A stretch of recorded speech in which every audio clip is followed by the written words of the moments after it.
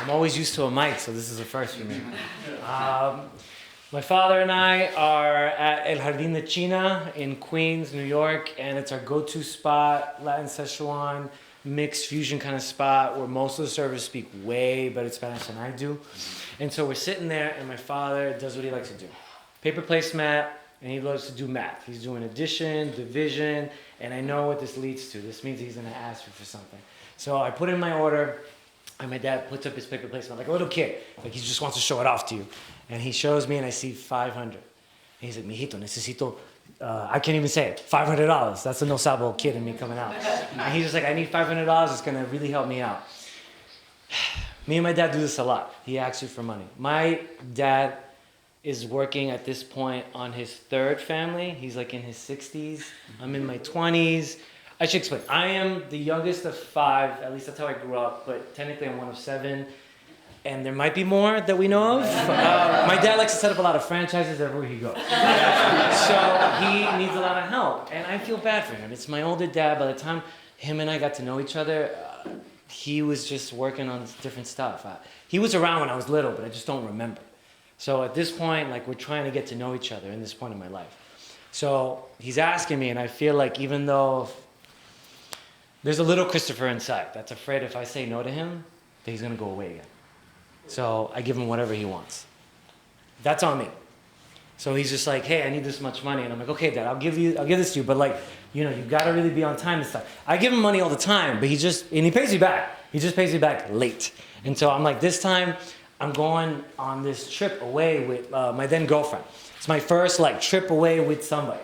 And we're gonna go to Boston because my girlfriend at the time really wanted to see foliage, it's the fall, and she loved Cheers and all the things that Boston can offer. And I was like, okay, down. Like, she had a regular 9-to-5 job. She paid for everything mostly. Very responsible. I just had like a part-time job at a bank.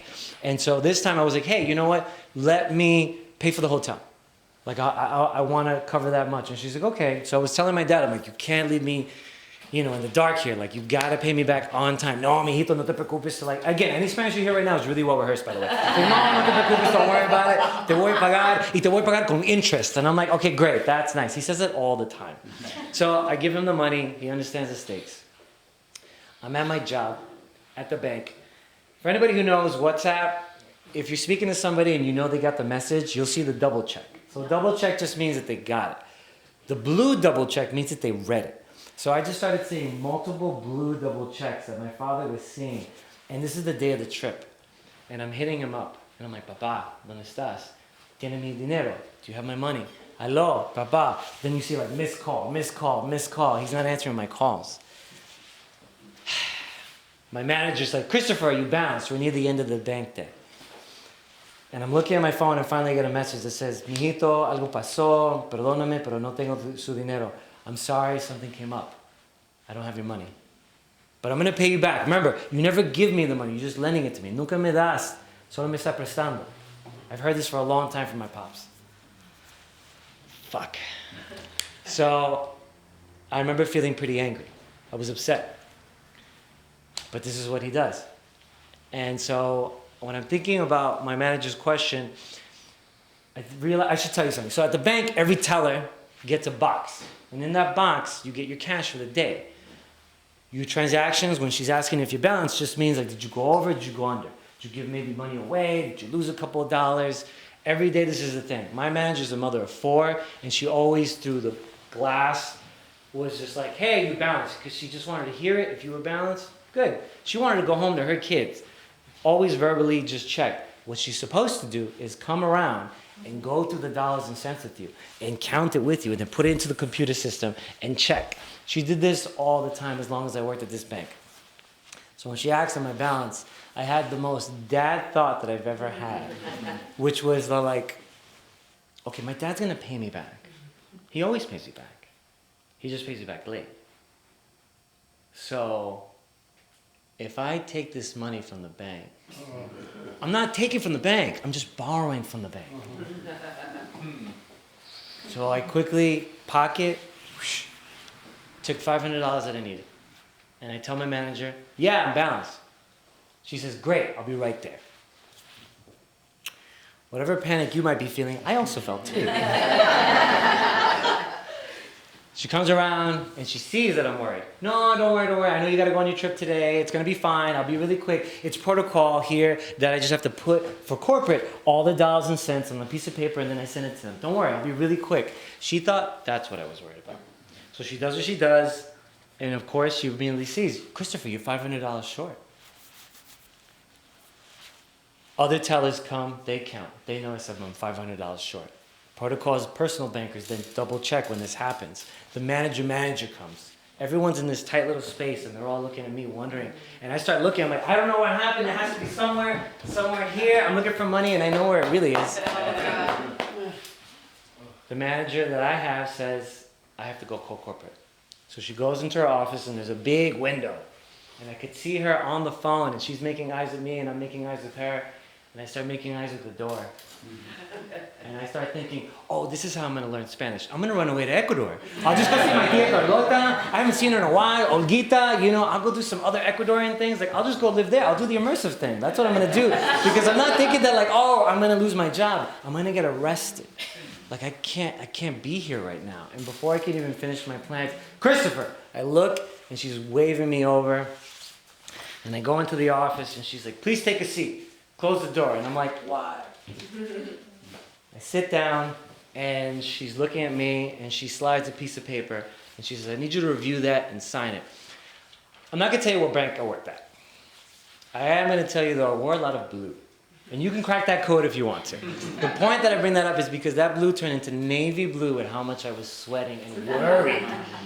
I couldn't even read the piece of paper. I'm sorry, I don't know. What does this say? Christopher, I like you. You're a pretty good kid. Besides the fact that you're late all the time. We were thinking maybe you were on the route to personal banker, but I don't think that's happening anymore. So at this redacted bank, you get 3 strikes, but you've gone through all of them now. You never had any before, but now you're on probation. If you are a second late, if you're a penny short in the future, you are fired. Do you understand what I'm telling you? Okay, then great. I need you to sign that. And I grabbed the pen, and before I could sign it, I'm like, what about the money? Corporate wrote it off. That's what I said.